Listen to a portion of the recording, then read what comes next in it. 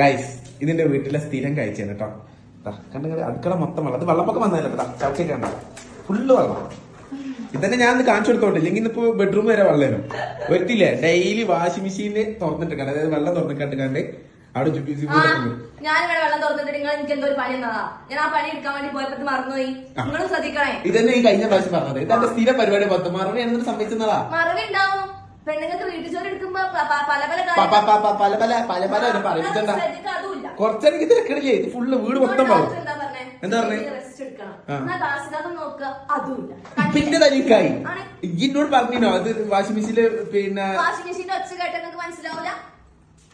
തുറന്നിട്ട് എനിക്ക് ഓർമ്മയില്ല. പിന്നെ ഇപ്പൊ അതിന്റെ ഒച്ച ഇട്ടിട്ട് ഞാൻ വരണല്ലേ. ഇത് ഞാൻ കണ്ടതുകൊണ്ട് പ്രതിമ നിന്നില്ലേ കാണാൻ കളി അല്ല. ഈ ഉണ്ടാക്കി വെച്ച പണിയില്ലടോ. എന്റെ വർത്തമാനം കേട്ടതൊന്നും ഞാൻ നിന്നോട് പൈപ്പ് വെള്ളം തുറന്നിട്ടാണ്.